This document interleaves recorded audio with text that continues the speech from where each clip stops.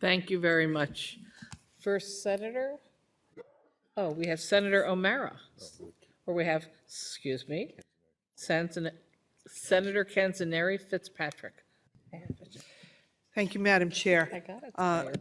Mr. Geiser, in looking at your statement, I know you could only highlight certain things, but a couple of things that stand out to me that I know are a problem, and I want to acknowledge them, that the starting wage for DSPs employed by nonprofits is only $17.23 per hour statewide. And in contrast, DSPs who work for OPWDD start at $25 an hour outside of New York City and $27 per hour within New York City. And that this disparity is terrible because of what you said today and how somebody could go down the street and work for a lot more money. And I don't understand why that is. And that's something that I continue to question.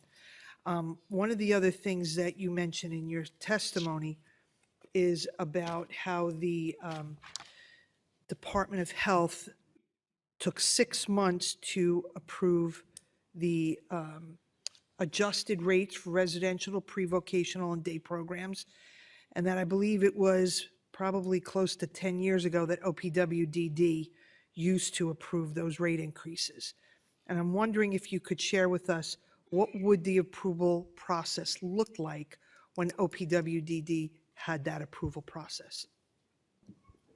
Well, it's our hope. I mean, and one of the things we're advocating for is switching back the budget authority to OPWDD. Nothing in government moves quickly, and anytime you add another state agency into a process that's complicated and difficult, it becomes even slower. So we think by kind of streamlining the process, removing the Department of Health from that process, putting the onus back on OPWDD, who understands the rates, understands the costs, understands the needs of the providers, that's where that task should lie. And do you have any sense of what that would do to the approval process as far as timeline? My hope would be that it would streamline things. Okay. It's our understanding that, between the state agencies going back and forth over these rates for some period of time, that was a big part of the delay. So eliminating that piece of it would be very helpful. Okay. Thank you very much. Thank you. Assembly. Assemblywoman Simon. Thank you. Thank you all for your testimony. I have a couple of quick questions. One is about with the Consumers Directed program. Are any of your folks using the Consumer Direction, the CDPAP program? And if so, are you able to, what's your experience with this transition to a single FI? And then I have another quick question as well, and just want to acknowledge this issue with durable medical equipment, which has been an issue for the 45 years that I've been in this field. So we really do need to make changes in that and provide the COLA. Eric, maybe you and I can split this. We heard from Commissioner Baer this morning that there's 9,000 people in OPWDD who are using CDPAP. Most of them are people who are either living at home. I think actually all of them are people who are either living at home with their parents or living on their own with self-direction. And actually, Sandy's might want to weigh in on this as well. There's a lot of confusion about what's going on. There's rumors were flying around just yesterday that parents are no longer going to be able to be caregivers for their children under the new FI. There's other rumors that nothing's going to change. There's other rumors that lots of people are going to be dropped. So there's a lot of confusion and a lot of anticipation of pain. Does Sandy's have any other experiences? And tell us how we can clarify that so that those rumors and those concerns aren't prevailing. Yeah, it's not a huge issue for our organization. Our organization primarily, the majority of our services are in certified settings, residential, day-hab, things like that. So many of our folks do not utilize the CDPAP program. It's more of a self-direction fiscal intermediary process, so Okay. it's not really applicable. And the is there a, excuse me, is there a self-direction aspect of folks who are part of the Self-Advocacy Association? I'm sorry, I don't remember the person's name. You're looking at the captions? I believe we want New York State to slow down and take time to determine the best path forward regarding improvements to the CDTA PA FI system, a planned development that will transition to new practices. Okay. Thank you. I think some of us would probably like to follow up with you on that. Senator Tom O'Mara?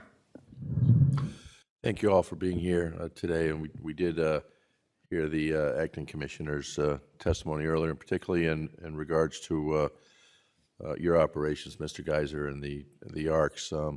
The differential in pay between the state-operated OPWDD facility and an ARC facility, or many similar entities providing these services. I represent an area of the Finger Lakes and Southern Tier. The ARCs that I represent, they're Francisco Racker centers. I keep hearing about group homes being closed because of inability to hire enough workers to staff them. Yet I believe we heard, to some questioning of Chairwoman Kruger, of the commissioner, that homes were not being closed. I don't know if she meant OPWDD homes were not being closed, or ARC homes weren't being closed. So where do we stand on the staffing issues because of this significant gap in pay? Yeah, I think the short answer is homes both in the state system and on the not-for-profit side are closing for different reasons. The not-for-profit side, it's primarily staffing. If you're not able to staff a home, you can't afford to keep that home open and the costs associated with it. So I don't think it's accurate to say that the homes are not closing. They are. Now, I have to give credit, again, to the acting commissioner and to the governor. The massive investment that has recently been made is going to help bring our salaries up. It's not going to be equal with the state-operated workforce, but it's going to bring us closer. But it still begs the question, I think, which I hope many of you have, is why would two sets of people doing the exact same job get different rates of pay? And it's something I have a hard time explaining too. Exactly, particularly when, on the back end, when it comes to retirement and other benefits, your operations are much less costly as well, less costly as it is from the state perspective, with all the benefits and the retirement contributions going in there as well. So in the long run, I think it could be more cost-effective, more efficient for your agencies to being able to offer equal or substantially similar pay to these workers, to have them in the workforce doing this work. So thank you for your advocacy, all of you, for your advocacy on these issues here. You know, again, it's frustrating sitting here for the number of years I have dealing with this issue over and over and over, and there seems to be unanimity among this legislature on what should be done. Yet every year we're back here talking about the same thing. One of these years it has to change. Thank you. Thank you. Assembly. Assemblyman Sempolinski. It's okay, it's all garbage. Thanks. Thank you, Chairman. First of all, thank you all four of you for being here. I also want to just point out how important it is to have parents and self-advocates who are on the front lines of dealing with these issues. So especially thank you for being here. Mr. Geiser, I want to first of all give a shout out to my local ARC affiliates and Steuben Allegheny and in Tandem. I have a great relationship with both of the leadership of both of those, and they're in my office all the time. We have a constant communication. So shout out to the folks back in the Southern Tier. I share Senator O'Mara's concerns on staffing. I've heard the same stories from those local affiliates. That's greatly concerning, especially in a rural area where if a group home closes or some program closes, that it's not easily a replacement to that.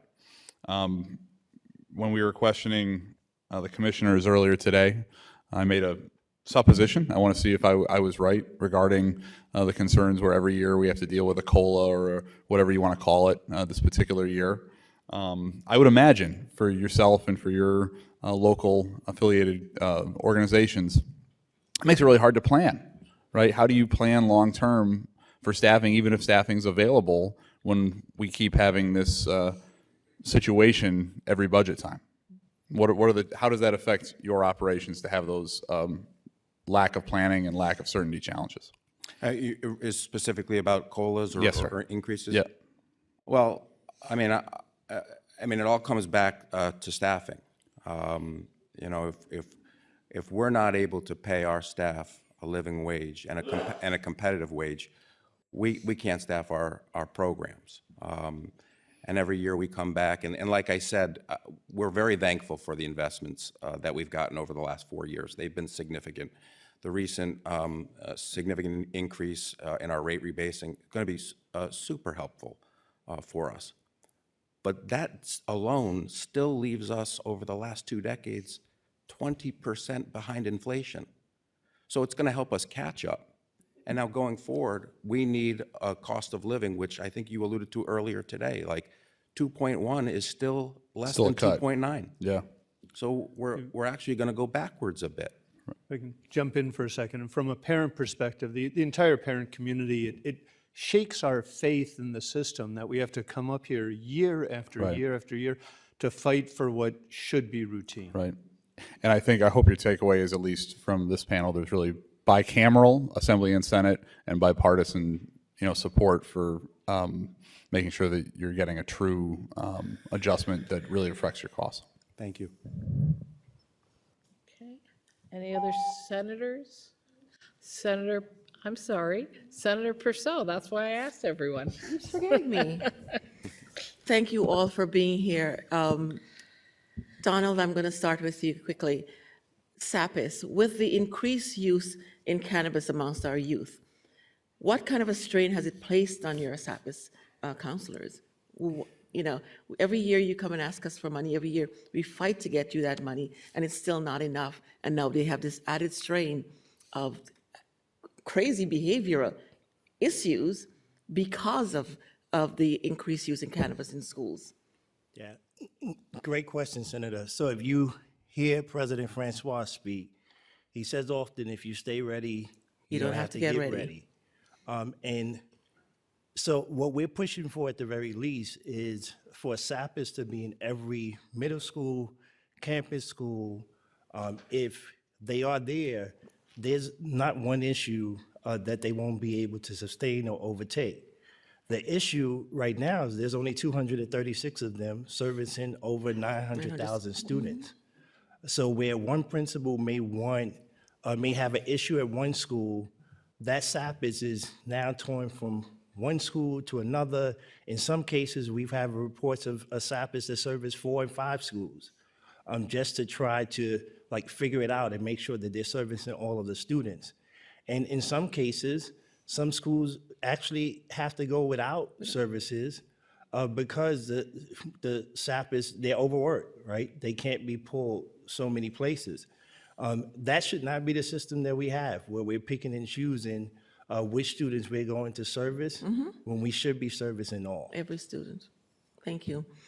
And Kevin, I just want to thank you for your advocacy. I'm listening to you and you're reminding me of someone who calls my house every day and calls my office. Her name is Debbie Schwartz. And when she speaks, she is advocating not only as a self-advocate, but she's always talking only about the needs of the DSPs. The needs of the DSPs, and she always reminds me, Roxanne, this is what she says, Roxanne, you have to take care of them. If you're not taking care of them, they cannot take care of us. That's correct. And so what you're saying is exactly what she's saying. So it's incumbent upon us to ensure that we take care of the DSPs. I have the bills trying to ensure that they are paid equally across the board. You heard the commissioner this morning speak about it. We have to ensure that we're paying them so that we retain the dedicated workforce. Because the people who are DSPs, they're doing it because they love what they're doing. Right. If they didn't, they would be every single one of them would walk away because we're not paying them. They could make more somewhere else. So again, I thank you for your advocacy, and we will continue to fight on your behalf. Thank you all. Thank you very much. Okay. Lee. Assemblyman Santa Barbara. Okay, thank you, Mr. Chair. Just wanted to circle back on the discussion on the self-direction. Mr. Karp, maybe you can just give some comments on the program itself. Obviously, as you said, has empowered individuals with disabilities to take a different route if they choose to. But we know that there's barriers, administrative barriers, lack of adequate funding, and additional challenges that I talked about earlier, actually, when the commissioner was here. What specific budget changes would you like to see that could enhance the accessibility of self-direction? There's a couple of things that would be wonderful. One is if there were funding available to allow every fiscal intermediary to front the money to parents. Right now, parents have to reach into their pocket. It's tremendously inequitable. This doesn't have to be that way. New Jersey's self-direction system is, there's no reimbursement. It's all prepaid by or paid by the state without the family having to reach into their pocket. So that's one tremendous change. Another great change would be if there were, and not just for self-direction, but for the whole system, if there were some sort of innovation fund that would allow us here in New York State to try things out without having to go through the very lengthy waiver process that's required. I can wait. My son's not yet 30. People like Daryl can't wait. He's in his 70s. If he doesn't retire soon, it's all up for him. And we also had a discussion earlier today about the rates themselves. When they fluctuate, when they increase, are you finding that the budgets are also matching that, or is there a lag? So for the COLAs and now the TII, there is a rate increase, and that's great. This $850 million, this 13% rate increase, that did not increase the budget for people in self-direction. So somebody in self-direction, like my nephew, who purchases day services, he's just gotten a cut. Because his budget now has to stretch to cover this extra 13% charge. And that was the discussion I was having earlier. Thank you for your responses. I do want to say that I think the wage commission is a good idea. I don't have much time left, but maybe you can give us a little more detail on how that would work. I would appreciate it. Oh, a wage commission? Yeah, so one of our requests this year is to convene a wage commission that would evaluate and study the human services workforce and determine from an objective body, what's an equitable, competitive wage for our workforce that's sustainable going forward. So I'm super hopeful that you will all support that effort and finally get us to the point we need to with our staffing. Assemblyman Brown. Sorry. Thank you, Chair. Thank you all for being here. Mr. Nesbitt, I'm intrigued by what I heard, and my colleague who was here earlier asked a question to one of the commissioners about the possibility of expanding SAPIS statewide. What are your thoughts about that? Well, I was listening in to the hearing as well, and was also intrigued by that question, right? SAPIS, the vital, I want to say the most vital thing about most of our SAPIS, they live and work in the community where they live, right? So in order for, I think it would be great statewide as an initiative to look at what the SAPIS do in New York City. They live in those communities, the students know them, the families know them.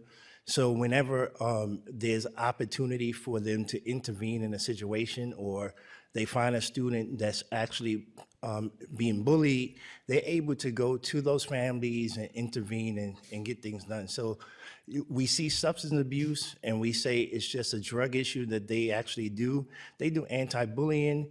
They do peer-to-peer mentorship, where they teach students how to deal with different issues, not just dealing with drugs. It's a really great program and definitely needed around our state. So one thing that's interesting, back in my home district, someone I went to high school with, she went to the Board of Ed, and she asked them about having all of the people inside the building being trained for crisis identification for a child who might be in crisis.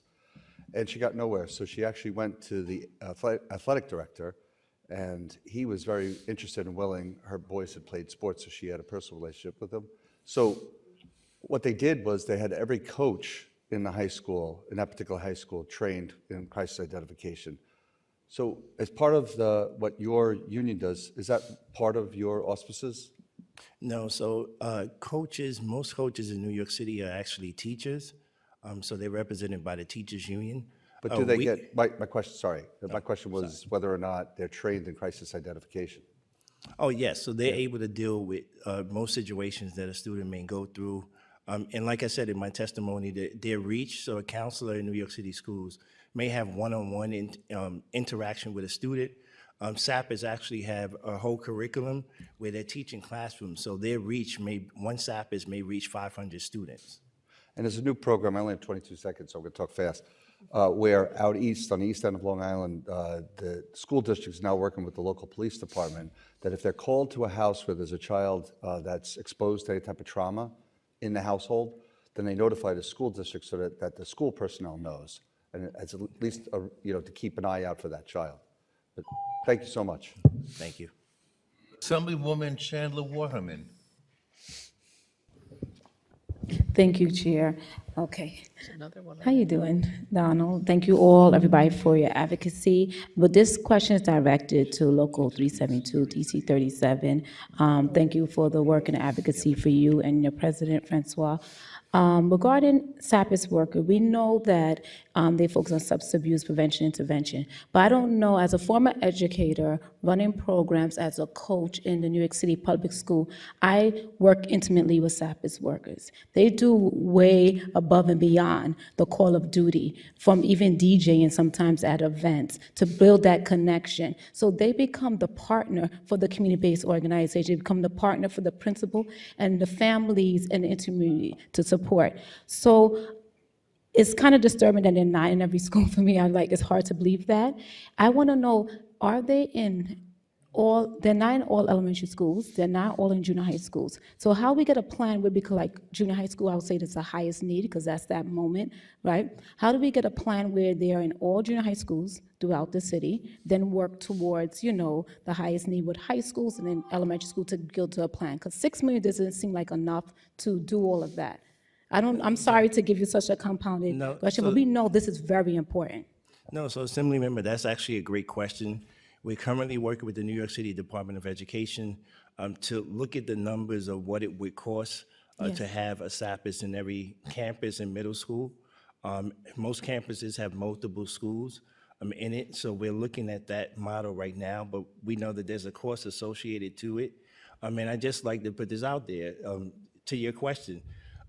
Our teachers do a great job in teaching our students, but we like to say Local 372 members are the support staff in New York City schools, and they're the foundation of the house.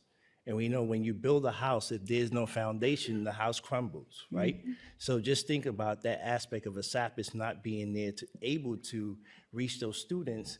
It gives the teachers also a difficult time in teaching, right? And administration and running the building. And so we're pushing, but we're working to get some numbers now with New York City Public Schools as to how much it would cost to have a SAPIS in every middle school and campus. Yeah, and it definitely takes the load off the administrators and the teachers who has to do a lot of work. This is something that we definitely want to prioritize and make sure is fully funded. Thank you. Thank you. Okay, we have a senator, Senator Fernandez. Thank you so much, and thank you for whoever mentioned SAPIS, because I do have a budget letter to support $3 million. But is that enough? Is that going to be able to address the need that is in our schools? Could you speak a little bit as to how much 3 million would do? If not, do we need more? So the ask is for 6 million this year. Okay, so 6 million, and with 6 million, as I said during my testimony, 6 million, we know that would help with hiring 48 more SAPPers and would reach 24,000 more New York City schools. And we know that's not enough, but as I said, we're working to see what the numbers look like for middle schools and campuses. That way we expand upon the amount of students that we're actually able to reach. Thank you very much. Thank you, Assembly. Assemblyman Palisamo. Yes, my question is for Mr. Kaiser. First, I just want to say thank you for what all your dedicated employees do for Okay. our most vulnerable citizens here in the state of New York. So please send our thanks and appreciation to them. I want to, when I talked to the commissioner earlier, I mentioned that in the past 2 years, according to a report 6 months ago, 91 residential beds have been closed in the Western New York region. I asked the commissioner to follow up on that about beds across the state. And I don't want you to answer that question yet, but I'd like if you had any number on the number of beds that have closed in the ARC homes across the state, if you could share that at the end. But my question, I want to ask you the same question I asked her. Now, she seemed a little bit more optimistic about it with the funds that have been allocated, but I kind of have my disagreements. So I want to ask you the same question. Is it differential between the minimum wage and what nonprofit agencies like ARCs are currently funded to pay? Is that adequate enough for them to compete in the local labor market for the talent and dedication required for these very important positions that are tasked with improving the quality of life and care of our most vulnerable citizens? The short answer is no. A decade ago, 15 years ago, our salaries were twice minimum wage. Over that period of time, our salaries are now at $17 and change, are about 10% over minimum wage. Now, the investments are going to help. Our salaries are going to raise modestly, and that's a great thing. But I'm not sure that $20 an hour is still enough money for the skill and responsibility we are asking for our staff to accomplish every single day. And that's why we have to continue to fight for a 7.8 increase, which will allow us to invest more in our salaries and catch up from the inflationary measures over the last 2 decades, where we're still 20% behind the 8 ball. I mean, I've seen from in my area people leaving. They want to be they want to be there. They care. They care about these individuals, but they just can't take care of their families. They go work at Burger King or Taco Bell or McDonald's. It's just wrong. Truly, the work that they do is God's work. So I wanted to say that. Do you know how many beds? Do you have a tally of how many ARC beds have closed across the state in the past 2 years? Or Yeah, I don't have that information That's at the okay. ready right now. I certainly could go back and do some research, but we certainly have had to close programs as well because of staffing shortages. That's for sure. Well, we'll keep up the fight. And Thank you. for me, I guess it's hard for me to understand how this governor, every year she puts in a allocation for $700 million for the Hollywood film tax credit to subsidize the Hollywood elite, but yet our most vulnerable citizens and the direct support professionals who are tasked with their quality care and improving their quality of life are left asking over and over again. It's a dog chasing its tail. It's wrong, and it needs to be changed now. Thank you, sir. Thank you. Okay. Any other legislators? Oh, Assembly. Assemblywoman Giglio. Yes, so thank you all for being here. And I did visit the ARC at the end of 2023. And at that time, we were talking about the CANS assessments. And I'm just wondering with the CAS and the CANS assessments, if any of those services have been pulled away and funding to you has been decreased. Have you received any funding cuts, or have you been cut based on these assessments? No, the CAS assessments are it's in the works. It's been in the works for a while. I think there are still concerns with the reliability and validity of the assessment. So at this point, they are not being used to determine payment for our supports and services. Okay, that's good. Okay, and then my next question is about the day habs and sheltered workshops, because New York State is starting to phase out of the sheltered workshops, which gives organizations an advantage to maybe make some money, let the people that are in their homes go to work and have this rewarding experience of going to a place. And I know that I had visited a shelter workshop in Manorville, New York, and it was very successful, and it was funded by the state partially. And they were working every day. They were scanning in documents for the courts. They were changing batteries on remote controls for the cable companies. And it seems like all of that just went away, and it just went out with the water in the washing machine, and as the state pulled back funds. So I want to hear your experience on the day habs after COVID and getting back to the day hab programs, and then also about the sheltered workshops. And then to finish up, if you could just let me know what incentives DSPs are looking for. What are you hearing from them in order to retain them? Because I know housing is a big subject, especially the rates. We've been talking about this for 4 years, that they need to be paid more, that we need to catch up with the rate of inflation over the last 20 years, and then we need to keep it steady based on the CPI. But it doesn't seem to be happening. So are there incentives that we can do for the workforce so that we can retain them? Yeah, so I'll start with the first question, which is the day habs and the impact of COVID. Obviously, COVID had a tremendous impact on our day hab programs. When COVID happened, many of our day hab programs were required to shut down. Their congregate settings, a lot of people in close quarters.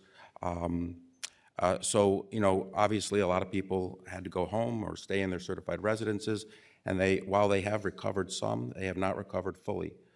Some people have decided to stay home or seek different service supports, but we have to go back again to staffing. We've had a difficult time reopening our day hab programs because we can't find sufficient staff to reopen. And that leaves folks, unfortunately, in a tough spot where, I have to stop. No, that's okay. Day habs are important. I can follow Thank up with you. Yeah. We'll talk more. Thank you. All right. Now, I do believe we have taken the questions of all legislators. So I want to thank you all very much for your participation today and for your work every day. Thank you. Appreciate it. Thank you.